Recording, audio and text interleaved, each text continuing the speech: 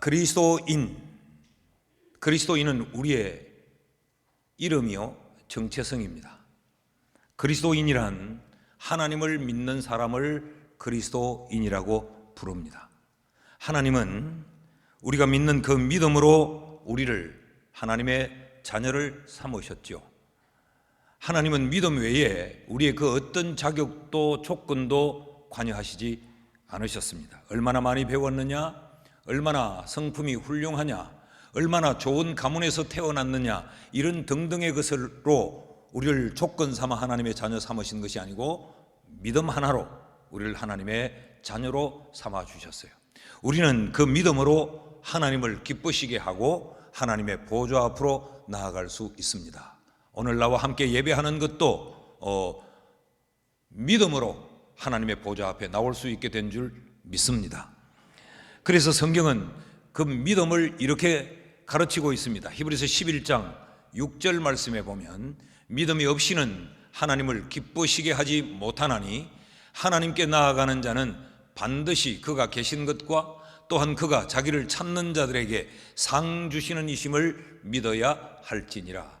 믿음이 뭐냐? 믿음은 하나님을 기쁘시게 하는 것이다. 믿음이 뭐냐? 믿음은 우리로 하여금 하나님께 나아갈 수 있는 권한을 갖게 한 것이 바로 믿음이다. 근데 그런 믿음이 뭐냐? 어떤 믿음이냐? 그 믿음은 두 가지를 우리에게 설명을 하죠. 하나님은 하나님이 계신 것을 믿는, 하나님의 존재에 대하여서 절대적 확신을 갖는 것, 그것이 믿음이다. 또 하나, 하나님의 존재에 대한 확신을 가질 뿐만 아니라 그가 자기를 찾는 자들에게 상 주시는 분이시다. 하나님이 어떤 분이신가, 하나님의 성품에 대하여 확신을 갖는 것, 이게 믿음이다. 여러분, 우리의 믿음이 이래야 돼요. 하나님이 살아계신다. 하나님은 지금도 우주의 주인으로 존재하고 계신다 라는 것을 믿어야 하면서 동시에 그 하나님이, 우리가 그 하나님을 찾으면 그 하나님은 우리에게 상 주시는 하나님, 좋으신 하나님으로 믿어야 그것이 성경이 가르치는 믿음이란 말이죠. 그 중에 하나님의 존재는 믿는데 그 하나님을 어떤 분으로 믿느냐?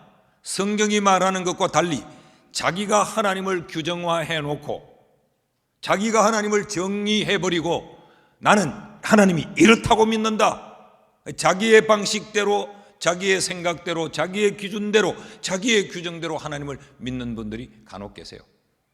나는 하나님이 이런 하나님이라고 생각해. 그렇지 않다는 거예요. 성경이 하나님이 어떤 분으로 가르치시는가를 따라서 그 하나님을 믿어야 그게 하나님을 기쁘시게 하는 믿음이다.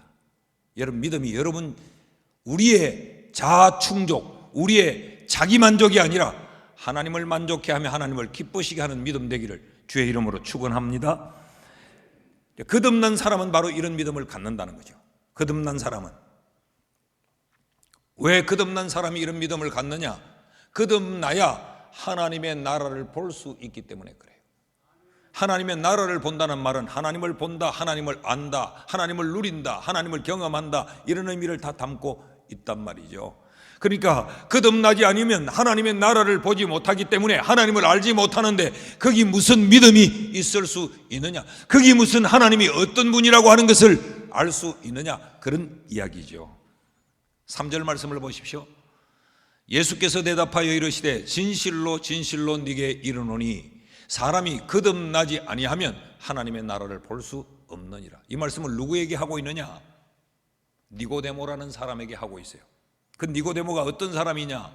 1절 말씀을 다시 한번 우리가 읽으면, 그런데 바리새인 중에 니고데모라 하는 사람, 그 사람은 유대인이고 유대인일 뿐만 아니라 유대인 가운데 이 리더의 그룹에 속한 지도자였다는 것이죠. 다시 말하면 그는 종교인이었고, 그런데 종교인으로 이름만 가지고 있는 종교인이 아니라 그 종교 생활에 올인하고 있는 사람이었고, 그들은 하나님이 선택한 하나님의 백성이라고 생각하는 유대인이며 그 유대인 가운데서도 그들을 가르치고 그들을 다스리는 지도자였어요. 그에게 예수님이 말씀을 합니다. 아무리 종교의 열심을 가지고 있다고 해도, 네 스스로 하나님의 선택된 백성이라고 한다 할지라도 네가 성경에 해박하며 네가 세상의 권력을 가지고 있다 할지라도 거듭나야 된다. 거듭나지 아니하면 하나님의 나라를 볼 수 없다. 거듭나지 아니하면 하나님을 기쁘게 못한다. 네가 가지고 있는 지식으로 하나님을 기쁘게 못하고 네가 쏟아붓는 그 종교적인 열심으로 하나님을 기쁘게 하지 못한다. 그것으로 하나님의 보좌 앞으로 나아올 수 있는 조건과 자격이 안 된다.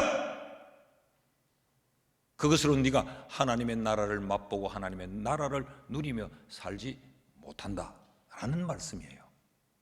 대단히 샤킹한 충격적인 말씀이에요. 거듭남을 예수님은 이렇게 중요하게 다루고 있는 것이죠. 아니, 이 니고데모가 그 밤중에 예수님을 찾아오기까지 했는데 어떻게 이런 말씀을 하실 수 있을까? 2절 말씀을 보면요, 그가 밤에 예수께 와서 랍비여, 선생이여, 우리가 당신은 하나님께로부터 오신 선생인 줄 아나이다. 왜냐하면 하나님께서 당신과 함께 하지 아니하시면 당신이 행하는 이 표적, 이 기적들 아무도 할 수 없기 때문입니다. 지금 이 니고데모가 밤중에 예수를 찾아온 것은 뭐예요? 표적을 보고 감탄한 거죠. 야, 나도 선생이지만 우리 유대 사회에 많은 성경에 박식한 자들이 많이 있지만 우리와는 다른 선생이네. 그래서 이 니고데모는 예수님이 행하신 그 기적에 관심을 가지고 예수님을 찾아와 그것에 대한 질문을 던지고 있는 거예요. 그때 예수님은 그의 이 관심인 표적에 무게를 두지 않고 그의 생각과 관심을 거듭남으로 돌립니다. 기적에 관심을 갖는 것, 그것만으로 멈춰서는 안 된다. 거듭나야 된다. 거듭나야 돼. 이게 예수님이 지금 니고데모에게 하시는 말씀이에요. 그래서 니고데모는 표적에 관하여서 야, 당신 대단합디다. 당신은 우리와 다릅디다. 하나님이 보낸 그런 선생 같습니다. 당신의 지식은 우리와 다릅디다 라고 하는 것을, 그게 중요한 게 아니고 너 거듭나야 돼. 그래서 예수님은 니고데모와 거듭남에 관한 대화를 계속 주고받으며 그에게 가르치고 있는 것이죠. 여러분, 오늘날 교회 안에도 이런 지식적인 탐구, 지식적인 이해를 가지고 신앙생활의 전부로 생각하는 분들이 많아요. 여러분, 절간의 중들도 성경을 공부해서 성경의 지식을 가지고 있습니다. 또 어떤 이들은 표적 신앙을 가지고 있어요. 기적을 보는, 뭐가 신비하고 오묘한 그런 체험만을 자꾸 하려고 하는, 이것이 신앙생활의 목적이 되어서 기도의 내용도 늘 생각하는 것도 추구하는 것도. 그러나 예수님은 이런 지식적 동의나 이런 표적 신앙으로만 건강한 그리스도인, 참된 그리스도인은 될 수 없다. 그것으로는 하나님의 나라를 볼 수 없고 그것으로는 하나님의 나라에 들어갈 수 없다. 그 신앙생활이 하나님의 나라를 경험하며 누리는 신앙생활이 될 수 없다는 말씀을 지금 하고 계시는 거죠. 그렇다면 니고데모에게 말씀하신 이 거듭남이 뭔가? 우리는 이 말씀을 지난 주일에 살폈어요. 거듭남 첫 번째 시간에. 거듭남이 뭔가? 5절 말씀을 다시 한번 읽으면 예수께서 대답하시되 진실로 진실로 네게 이르노니 사람이 물과 성령으로 나지 아니하면 하나님 나라에 들어갈 수 없다. 여러분, 육신적인 출생과 지금 거듭남이 다르다는 것을 주님이 설명하고 계시죠. 어머니의 정자와 난자를 받아 어머니의 자궁 속으로부터 출생하는 육적인 출생이 아니라 물과 성령으로 거듭나는 것. 그러니까 거듭남이 뭐냐? 거듭남은 영적인 새로운 출생을 이야기합니다. 이것을 이어지는 6절에서 뭐라고 말하느냐? 그렇기 때문에 육으로 난 것은 육일 뿐이고 영으로 난 것은 영이다. 그러니까 생명의 종류를 설명하고 있는 거죠. 생명이 다르다는 거예요. 육의 생명과 영의 생명이 다르다는 거지요. 육의 출생과 영의 출생이 다르다는 거예요. 육의 출생은 사람들을 통하여서 이 땅에 태어나게 하는 것이지만 영의 출생은 하나님에 의해서 발생되어지는 것이라는 거예요. 사람이 연구한 연구의 결과가 아니고, 사람이 노력한 노력의 산물이 아니고, 하나님에 의하여서 우리에게 발생되어지는 것, 그것이 바로 거듭남이라는 거예요. 그래서 여러분, 우리가 거듭남을 영어로 쓰면 born again, 다시 태어난다라고 말을 쓰는데, 이 다시 태어난 born again이 그 성격이 어떠냐? regeneration, 새롭게 발생되어진 생명. 사람에 의해서 되어진 것이 아니고 나와 나의 의지로 만들어진 것이 아니고 하나님에 의해서 내게 발생되어진 것, 이게 거듭남이라는 겁니다. 그러므로 여러분, 거듭남은 우리의 생각에서는 이해가 안 되는 겁니다. 불가사의한 겁니다. 어떻게 그럴 수가 있냐? 그래서 니고데모가 뭐라고 물었죠? 아니, 어머니 뱃속에 다시 들어갔다 나온다는 말입니까? 아니, 이렇게 늙었는데 어떻게 어머니의 자궁 속으로 다시 기어 들어갔다가 다시 빠져나올 수가 있죠? 이해할 수 없는 것이죠. 그래서 주님께서 니고데모에게 7절에 이렇게 말씀을 하십니다. 내가 네게 거듭나야 하겠다는 말을 놀랍게 여기지 말라. 놀라워하지 마라. 이 말은 그거 참 놀랍네, 그런 차원이 아니에요. 사실은 대부분 영어 번역본 성경에 보면 이 부분을 Don't be surprised, 깜짝 놀라지 마라, 그렇게 표현을 했는데, 이건 원문의 뜻에 조금 가벼운 번역이에요. 더 깊은 의미는 Don't marvel, 그러니까 이건 아주 경이롭고 경탄할 만한 걸 말해요. 그러지 마라라고 하는 걸 보면 이 거듭남은 인간이 이해할 수 없고 인간이 생각할 수 없는 경탄할 사건이라는 거예요. 왜요? 하나님에 의해서만 나타난, 우리 속에 그냥 발생되어지는 거니까 이게 이해가 안 되는 거죠. 그래서 8절에 이렇게 설명을 합니다. 봐라, 바람이 임의로 불잖아. 사람이 바람을 이렇게 만들고 이렇게 불어서 방향을 잡아줘 바람이 부는 게 아니고, 바람은 바람이다. 바람이 임의로 부는데 너는 그 바람의 소리는 들을 수 있지만 그 바람이 실체는 못 본다. 어디로 와서 바람이 어디로 가는지 네가 바람은 못 본다. 그런데 바람의 소리는 들을 수 있다. 근데 우리는 그 바람을 어떻게 알지요? 나무가 흔들리는 걸 보면서, 현상을 보면서 바람이 불고 있구나를 알지, 우리는 바람이 흘러가는 걸 못 봐요. 낙엽이 막 쓸려 내려가면 바람이 지금 이렇게 부는구나, 나뭇잎이 많이 나무가 흔들리면 세게 부는구나. 그렇지만 우리는 바람은 못 보는 거죠. 거듭난 자는 이렇다. 거듭남이라는 것이 이러하다는 거죠. 왜 그럴까요? 육의 출생과 다르기 때문에, 영적인 출생이기 때문에 그렇다는 거죠. 그렇다면 여러분, 내가 언제 거듭났는지, 내가 몇 시에 거듭났는지, 내가 어디서 어떻게 거듭났는지 우리가 알 수 없습니다. 특별한 사건으로, 특별한 경우에는 그걸 알 수 있지만 우리는 그걸 잘 몰라요. 하나님에 의해서 내 속에서 발생되어진 것이니까. 그런데 혹 누구로부터 이런 질문을 받아보신 경험이 있는지 모르겠어요. 거듭나셨습니까? 구원받으셨습니까? 예, 구원받았지요. 언제 구원받았어요? 몇 날 몇 시에 구원받았어요? 어디서 구원받았어요? 어떻게 구원받았어요? 이렇게 코치코치 물어오면 우리는 머리가 하얘집니다. 그것도 모르는데 어떻게 구원받았다, 어떻게 거듭났다고 생각하십니까? 보세요. 육신도 태어난 날짜와 시간이 있어요. 그래서 당신 생년월일이 있잖아요. 저 같으면 1986년 2월 10일생 이렇게. 그러면 지금 몇 살쯤 돼야 돼요?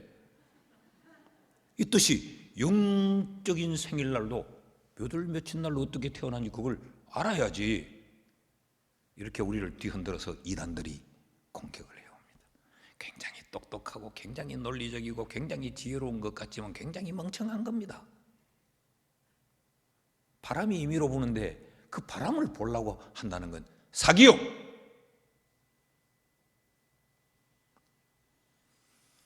그러면 또 금세 이런 질문이 생깁니다. 그럼 내가 거듭났는지 안 났는지 나는 어떻게 알아? 박신혜 집사님, 내가 거듭났는지 그럼 어떻게 알아? 실컷 거듭난 줄 알았는데 나중에 가서 안 거듭났으면 나는 어떻게 하느냐? 소리를 들을 수 있습니다. 바람이 불어 흔들리는 현상을 볼 수 있습니다. 그러니까 거듭남의 특성을 우리가 알 수 있어요. 오늘 그 말씀을 드리려고 합니다. 그 첫째는 거듭난 자는 영적인 출생을 한 사람이기 때문에 영적인 상황을 인식하게 됩니다. 거듭나지 않은 사람은 육의 상황밖에 몰라요. 모든 것이 육신적으로 일어나는 것, 이거 외에는 다른 걸 인식하지 못해요. 그런데 영적인 생명을 가진 자는 영적인 인식을 하게 되어 있습니다. 8절 말씀을 다시 보면 바람이 임의로 불지만 그 소리가 우리에게 들려지고 그 임의로 부는 그 바람으로 말미암아 흔들리는 이런 상황들을 우리가 인식할 수 있는 것처럼 영적으로 거듭난 자는 영적인 상황에 대하여서 느끼게 되고 인식하게 되어요. 왜 그렇습니까? 거듭남이 영적 출생이기 때문에 그렇습니다. 6절 말씀을 다시 보면요, 육으로 난 것은 육이니까 몰라요. 그런데 영으로 난 것은 영이기 때문에 영적인 인식을 하게 되어 있습니다. 그 영적인 인식을 한다는 걸 여러분들이 이해를 돕기 위해서 제가 몇 가지를 좀 말씀을 드리면, 그 첫째는 영적인 생각을 해요. 신앙적인 생각을 하게 된다는 거죠. 여러분, 예수 밖에 있을 때는 신앙적인 생각을 전혀 안 해요. 그런데 거듭난 자는, 영이 살아있는 자는 영적인 생각을 하게 됩니다. 로마서 8장 5절에서 6절 말씀을 보면 이렇게 가르칩니다. 육신을 따르는 자는 육신의 일을, 영을 따르는 자는 영의 일을 생각하나니. 당연하죠. 이승희 목사를 따라오는 사람은 늘 이승희 목사를 생각하게 돼 있어요. 그러나 박승희 목사를 따라가는 사람은 박승희 목사를 생각하게 되어 있는 거죠. 육신의 생각은 사망이요, 영의 생각은 생명과 평안이니라. 왜 그럴까요? 육의 생명은 결국 도달하는 도달점이 죽음이기 때문에 육신적인 생각은 사망을 생각할 수밖에 없어요. 그러나 영적인 이 생명은 영원한 생명이기 때문에 영원을 생각하게 되는 거죠. 이런 영적인 생각을 하게 된다는 거예요. 그래서 이어지는 7절 말씀을 보면 육신의 생각은 하나님과 원수가 되나니 이는 하나님의 법에 굴복하지 아니할 뿐만 아니라 할 수도 없습니다. 하나님을 모르니까 하나님의 법을 따를 수가 없는 거죠. 그러니까 하나님의 법을 따를 생각조차 못하고 사는 거. 오직 육이 이끄는 대로, 내 육의 감정이 변하는 대로, 소위 말하면 내 기분대로, 내 생각대로, 내 감정대로, 내 계산기대로만 생각하고 살지만, 영의 사람은 영적인 생각으로, 하나님이 생각으로, 하나님이 원하신 대로, 하나님의 계산기를 따라서 그 삶을 살게 된다는 거예요. 그래서 로마서 8장 8절은 이렇게 말합니다. 육신에 있는 자들은 하나님을 기쁘시게 할 수 없느니라. 육신적인 생각만 하니까 하나님을 기쁘시게 못하는 거죠. 이런 것과 같습니다. 자식이 늘 부모를 생각하면, 날씨가 추우면 오늘 추운데 우리 아버지 괜찮은가? 날이 너무 더우면 아유, 이렇게 너무 더운데 우리 어머니 괜찮은가? 쌀값이 막 올라가면 아이고, 우리 어머니 생활비 부족하지는 않는가? 부모를 생각하면 결국 그 부모를 기쁘시게 합니다. 그런데 부모를 전혀 생각하지 않으면 부모를 기쁘시게 할 수가 없는 거죠. 우리가 하나님을 생각하면, 영적인 생각을 하게 되면 하나님을 기쁘시게 할 수 있는 거죠. 그래서 영적으로 거듭난 자는 영의 생각을 하게 되는 겁니다. 이것이 영적인 인식이에요. 자, 영적인 생각을 할 뿐만 아니라 영적 인식을 한다는 말은 하나님의 활동하심을 인식합니다. 거듭나지 않았을 때는 하나님이 일하시고 하나님이 간섭한다는 걸 전혀 못 느끼지만, 거듭난 자는 내 삶의 매사에 하나님이 지금 일하고 계시고 하나님이 개입해 계시고 하나님이 간섭하고 계신다는 걸 인식하게 돼요. 여러분, 간혹 이런 표현들 들어보셨죠? 그래, 하나님이 막으시더라. 또 지난 주일 예배하는데 하나님께서 내게 이렇게 말씀하시더라. 그런 이야기들을 들어보시죠. 그런 이야기를 들으면 여러분은 어떤 생각이 들던가요? 저 사람은 하나님하고 막 직통하는 모양인데 나는 한 번도 하나님이 말씀하는 걸 못 들어봤어.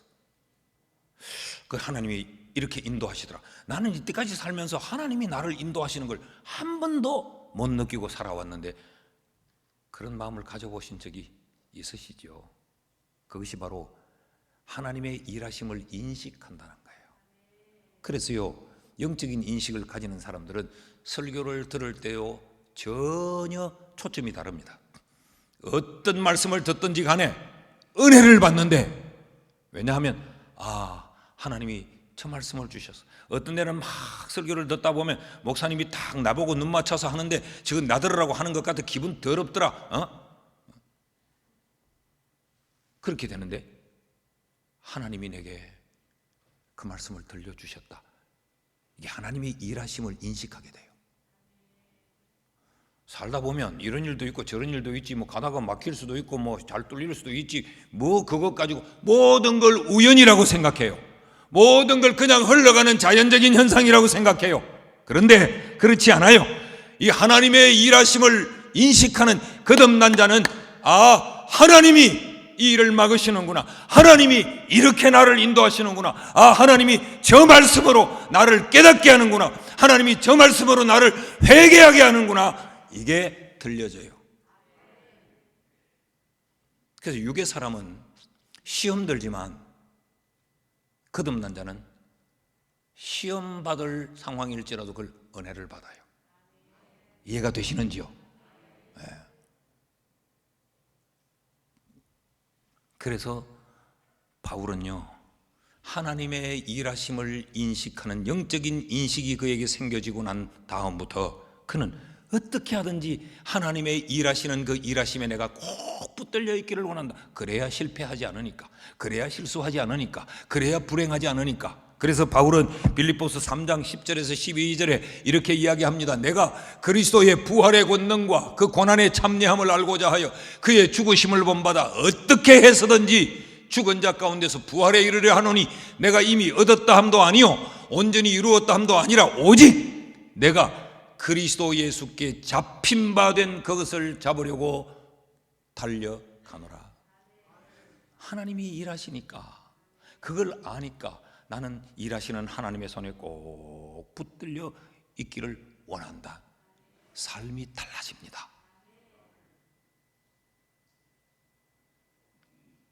그리고 여러분, 우리는 모든 것을 그냥 우연으로, 모든 것을 자연적인 현상으로, 세상에 살면 다 뭐 그렇고 그런 기지 뭐 봄, 여름, 가을, 겨울 있듯이 이럴 때도 있고 저럴 때도 있고, 아니 맑을 때도 있고 비 올 때도 있고 다 그렇지 뭐. 아무런 깨달음이 없어요.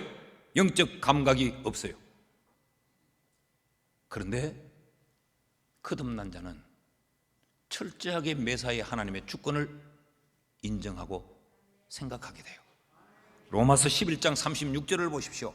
만물이 주에게서 나오고 만물이 주로 말미암고 만물이 주에게로 돌아감이라. 그러므로 그에게 영광이 세세 있을지어다. 세상 모든 만물이 그냥 그렇게 흘러가는 것이 아니고 이 모든 것은 하나님으로부터 왔고 모든 것은 하나님에 의하여 움직여지고 있고 그리고 결국은 이 모든 것은 하나님께로 귀속된다. 이걸 인식하고 이걸 느끼고 이걸 경험하면서 살게 되는 거죠. 이런 영적인 인식이 생겨나는 게 거듭난 사람에게. 뿐만 아니라 거듭난 자는 이런 영적인 인식, 영적인 생각을 하게 되고 하나님이 일하심을 인식하게 될 뿐만 아니라 영적인 목마름을 가지게 돼요. 영적인 인식을 한다라는 말은 영적 목마름을 갖는 거예요. 왜 그럴까요? 영적인 생명이기 때문에. 이처럼 거듭난 자는 영적인 본능이 있어요. 영적인 목마름을 갖습니다. 기도에 대한 목마름이 있고 말씀이라는 하나님의 양식에 대한 영의 양식에 대한 목마름이 있고 나의 주인 되신 그 하나님에 대한 목마름이 거듭난 자에게는 영적 본능으로 있게 되는 거예요. 그래서 늘 영적인 것을 생각하고 영적인 말을 하게.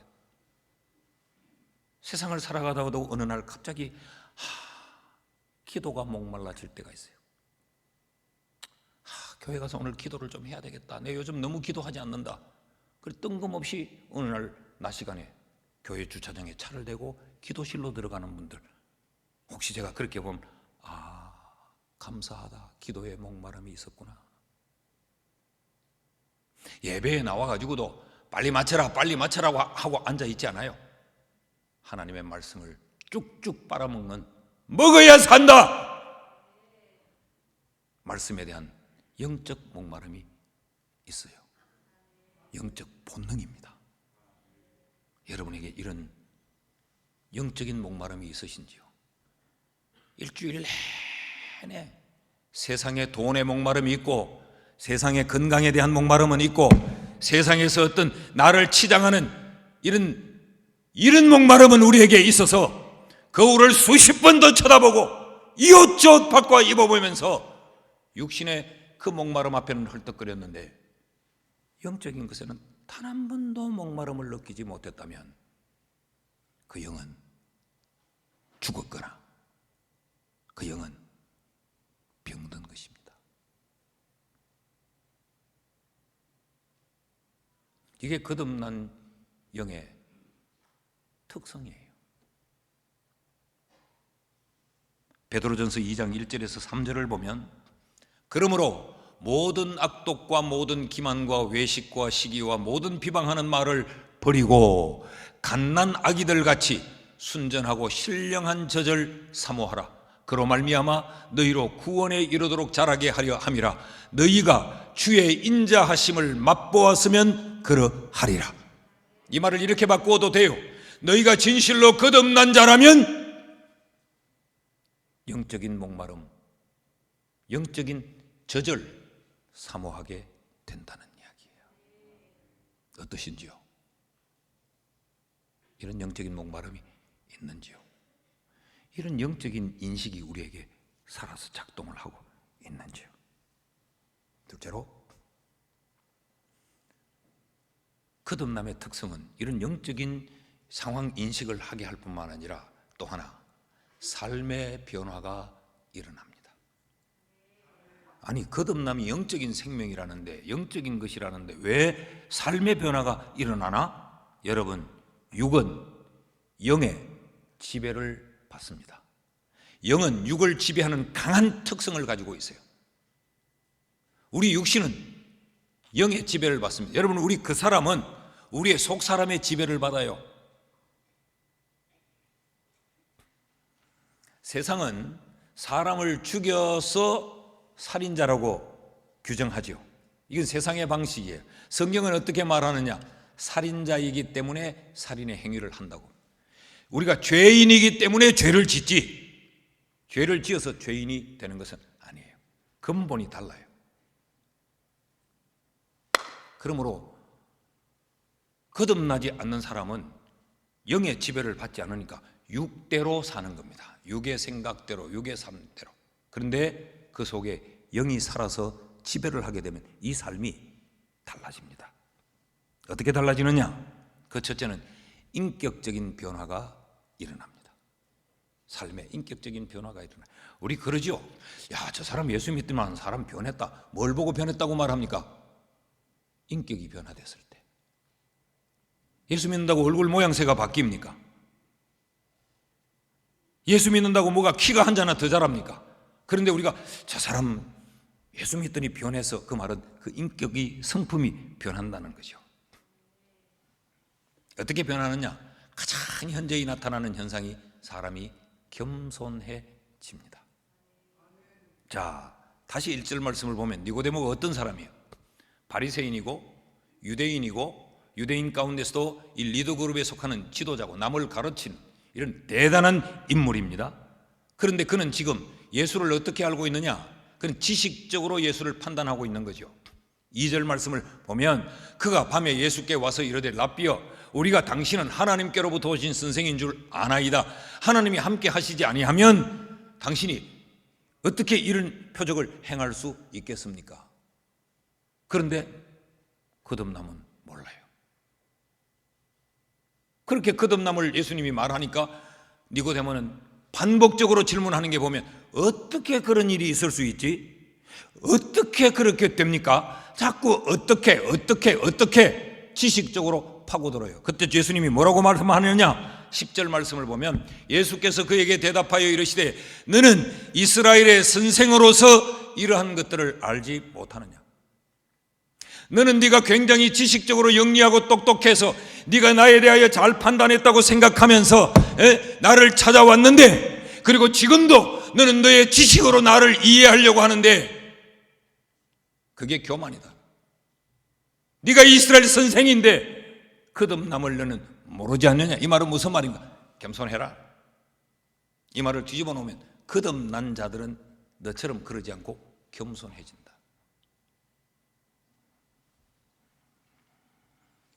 왜 거듭난 사람이 겸손해지느냐? 거듭난 사람은 여호와를 아니까, 하나님을 경외하는 것이 얼마나 엄청난 일인가를 알기 때문에 잘난 척을 할 수가 없어요. 하나님 앞에서는 겸허해 줄 수밖에 없는 거예요.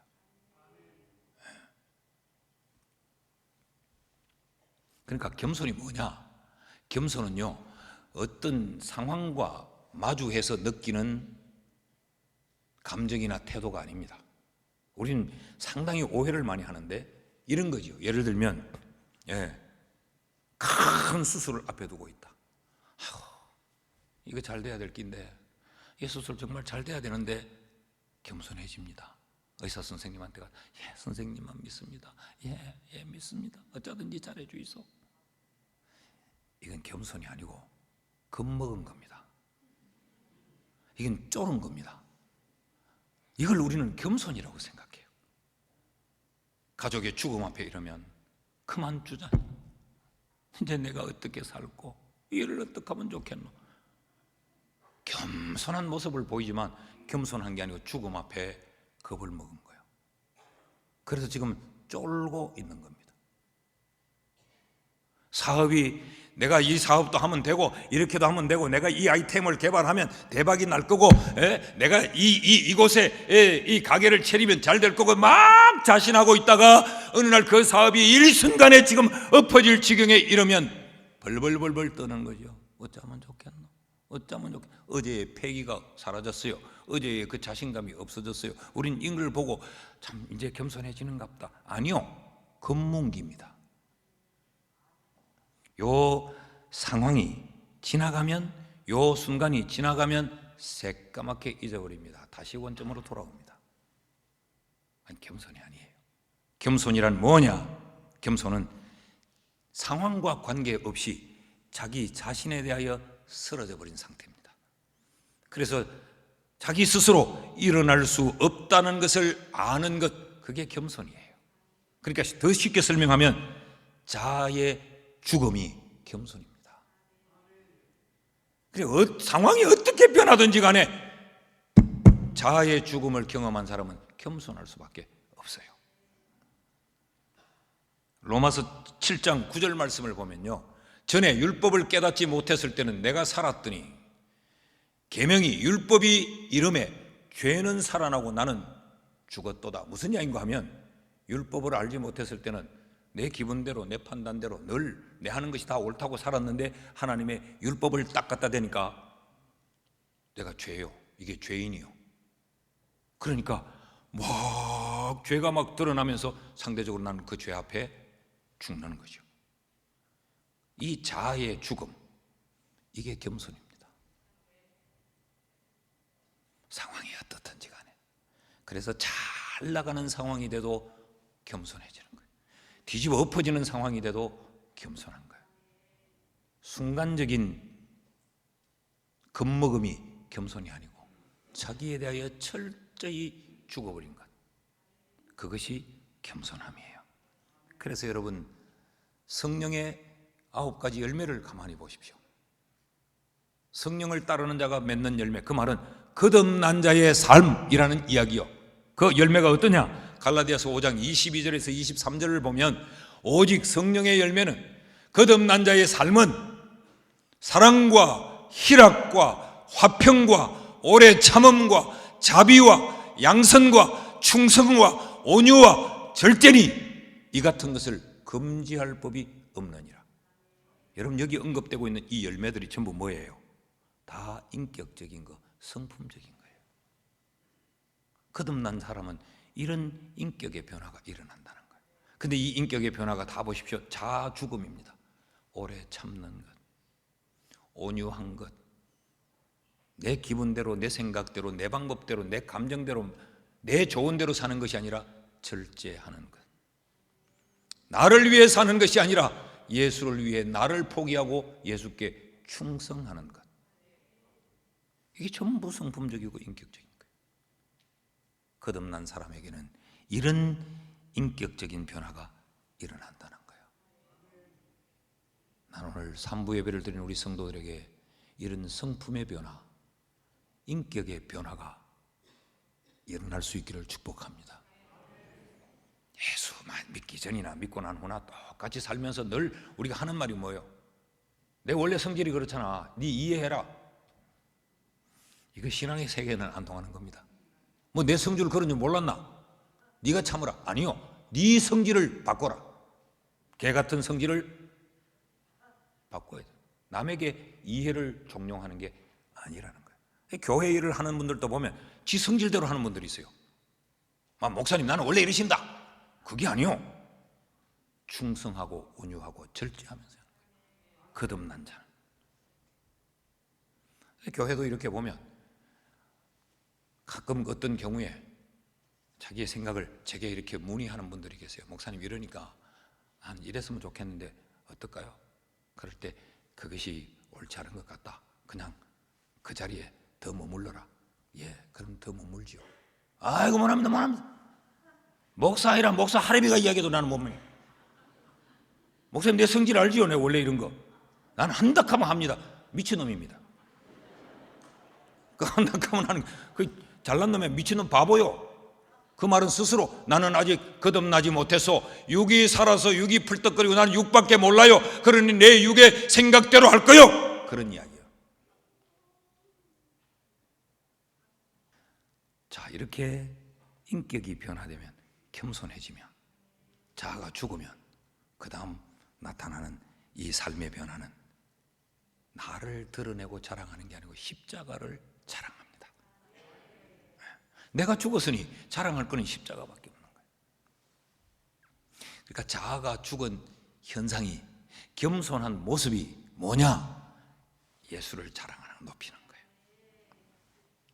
갈라디아서 6장 14절 말씀을 같이 한번 읽읍시다. 시작. 그러나 내게는 우리 주 예수 그리스도의 십자가 외에 결코 자랑할 것이 없으니 그리스도로 말미암아 세상이 나를 대하여 십자가에 못 박고 내가 또한 세상을 대하여 그러하니라. 세상이 나를 대하여서도 죽었고 나도 세상에 대하여 죽었고, 그러니 남아있는 건 예수 십자가밖에 없다. 그래서 늘 십자가만 자랑하는 거예요. 그런데 우리는 참 나쁜 면에서 굉장히 영리해요. 우리는 말은 늘 아이고 뭐 나는 아무것도 한 게 없지요, 주님이 다 하셨죠. 그럼 늘 주님을 높이는 것 같은데 그건 포장지요. 뜯어보면 그 속에는 내가 잘난 거예요. 아이고 집사님 대단하십니다. 집사님 참, 야 대단해. 이거 뭐 내가 대단해요. 하나님이 하셨지 하면 또 포장지를 살짝 열어가 또 나 잘났어요 비줍니다. 그러다가 대단하시네 하면 또 덮어보고 아니죠 주님이죠. 근데 내가 또 자기를 들어. 맨날 뚜껑을 열었다 닫았다 열었다 닫았다 열었다 닫았다. 속까지 바꿔버린 겁니다. 포장지도 십자가 자랑이고 뜯어봐도 십자가 자랑인 거예요. 그게 거듭난 자의 삶의 변화입니다. 여러분 교회를 섬기실 때도 자기 감정대로 자기 기분대로 섬기는 분들이 참 많죠.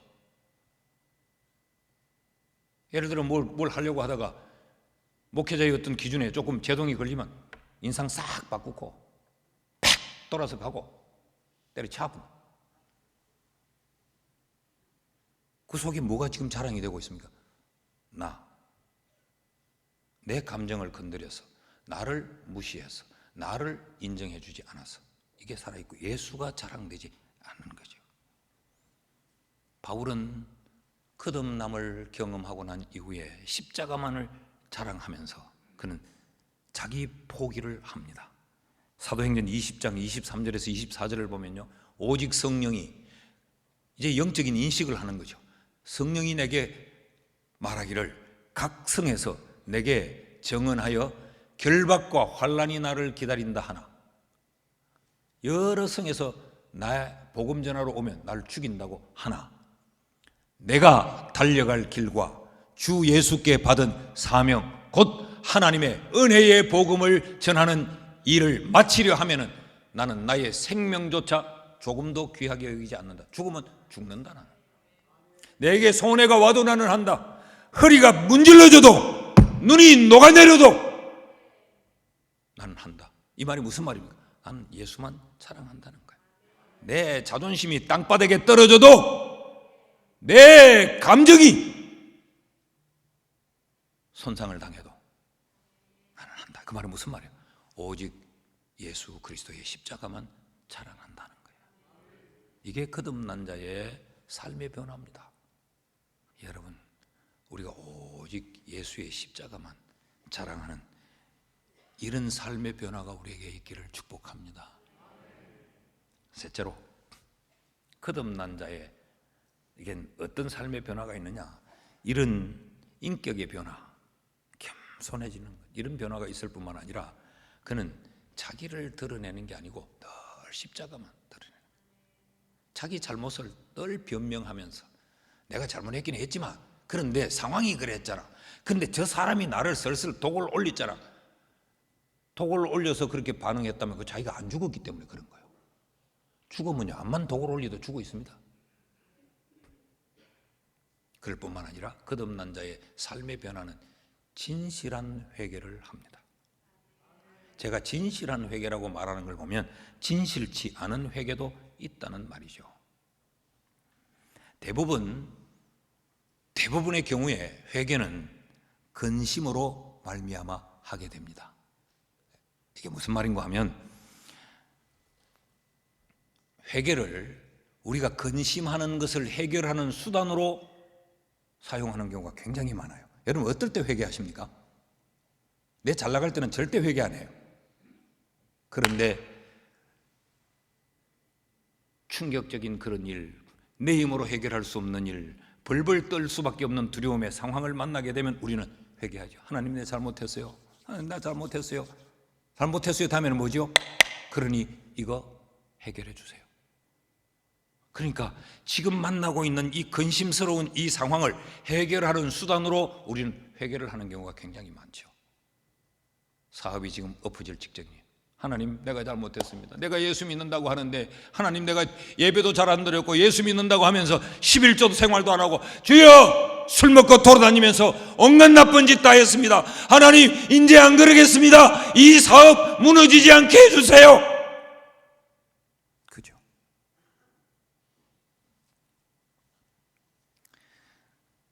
실수에 대한 불안함 때문에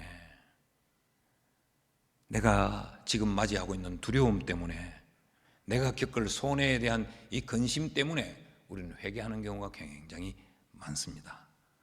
그런데 이런 회개는 순간적인 회개예요. 그 상황이 해결되고 나면 다시 돌아갑니다. 그것 해결하려고 했었기 때문에 그것 해결되면 다시 또 원점으로 또 돌아가. 그러니까 삶의 변화가 없는 겁니다.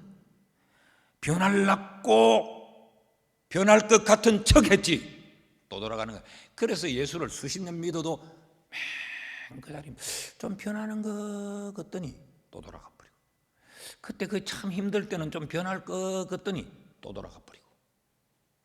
그런데 거듭난 자는 다릅니다. 거듭난 자는 경건한 근심을 합니다. 경건한 근심이 뭐냐? 하나님의 뜻대로 하지 못하는 것에 대한 근심. 근심의 차원이 달라요. 이런 이야기입니다.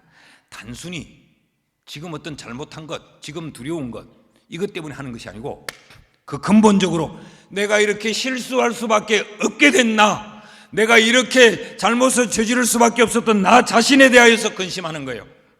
나는 왜 이러지? 나는 왜 이렇게 살지? 나는 왜 이렇게 안 변하지? 내 예수 믿는 사람인데 내가 왜 이런 말을 하고, 왜 이런 생각을 하고, 왜 나는 이렇게 살지? 내 속에 있는 변하지 않는 이 본성을 끌어안고 근심하는 거예요. 그게 경건한 근심이요. 그래서 회개하는 것. 그것이 진짜 회개입니다. 여러분이 이런 회개가 있었는지요? 먹고 살라고 지금 회개하고, 이 고비를 넘어서려고 회개하고, 요 문제 요거 해결되기 위해서 회개했지. 이럴 수밖에 없는 나 자신, 이 존재에 대한 내 이 잘못을 행하게 하는 이 본성이 내 속에 있다는 것 때문에 하나님 앞에 가슴을 치며 눈물을 흘리며 회개하는 이런 회개가 진짜 회개요. 이런 회개가 우리에게 있느냐? 거듭난 자는 이런 걸 회개합니다. 여러분, 세상 사람들도요, 예수 모르는 사람들도 아이고 내 잘못했는데, 아이고 하나님 계시든 신이 계시든 내 이제 이렇게 안 살 끼니까 요거 잘 해결해 주십시오. 다 회개합니다. 안 믿는 사람도 다 회개해요. 애들도 그렇더라고. 너 왜 이렇게 했어? 어? 엄마가 혼내면 잘못했어요, 다시는 안 그럴게요. 고플 안 받으려고 회개하더라니까. 여기 앉아 있어. 생각의 의자에 앉아서 생각해봐. 네가 뭘 잘못했는지. 그럼 생각해. 네가 생각 때문에 와서 엄마한테 말해. 좀 이따 엄마니 잘못했어요, 나 이제 다시 안 그럴게요. 그럼 뭐요? 빨리 거기서 벗어나고 싶은 거지. 그래서 그래 앞으로 그러지 마. 네? 또 가서 또 휴대폰 만지는 거예요. 그건 회개가 아닙니다. 속임수입니다.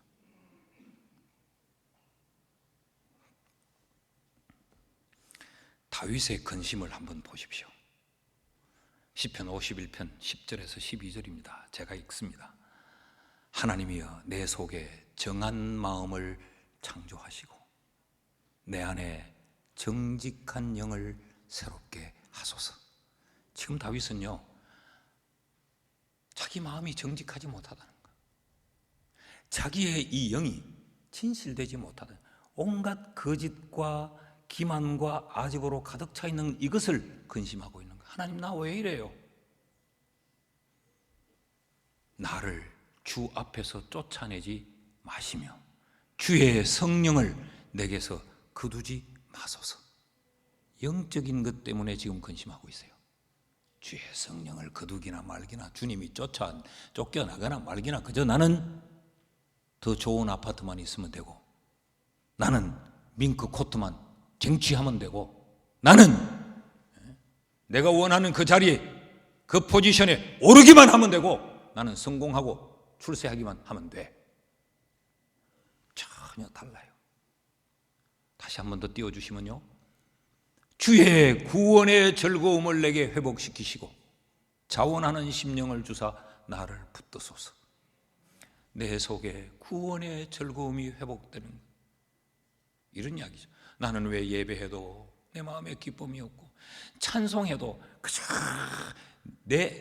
내가 노래 부르는 거 좋아하니까 할 뿐이지, 그 찬양의 즐거움과 이렇게 내게는 왜 없느냐? 난 예수 믿는데 왜 내 속에 천국이 경험되지 못하는가? 이런 걸 근심하는 거예요. 이게 경건한 근심입니다. 하나님이여, 내가 진실하지 못하네요. 하나님이여, 내가 영적인 목마름이 내게는 없네요. 하나님, 회개하는 거예요. 이게 진실한 회개라는 거죠. 여러분, 우리에게 이런 경건한 근심이 있습니까? 이런 경건한 근심이 우리에게 있습니까? 말씀을 맺습니다. 인격의 변화가 일어나고 있는지, 나는 정말 내가 죽어버린 자아의 죽음으로 말미암는 겸손함이 내게 있는지, 들어 상황에 겁먹고 쫄아서 겸손한 척만 했지, 난 정말 겸손한가? 내게는 십자가가 자랑되고 있는가? 말은 은혜를 말하고, 말은 예수를 말하고, 말은 하나님의 영광을 말하지만 그 속에 늘 나는 늘 나를 높이고 있지는 않는지, 사람들에게 조금이라도 내가 더 잘난 사람으로, 조금 더 내가 특별한 사람으로, 내가 그래도 괜찮은 사람으로 늘 나를 옷 입히며 나를 각색하기에 바쁘지, 십자가를 높이며 자랑하는 삶이 내게 있는가? 나는 경건한 근심으로 말미암는 진실한 회개가 내게 있는가? 여러분 자신을 한번 살펴보십시오. 2022년이 끝나가는 이 12월에 우리 자신을 다시 살펴야 우리가 2023년을 새로운 해로 맞이할 수 있습니다. 그렇지 않으면 해는 바뀌고 달은 바뀔지라도 우리에겐 전혀 새로운 해가 아닙니다.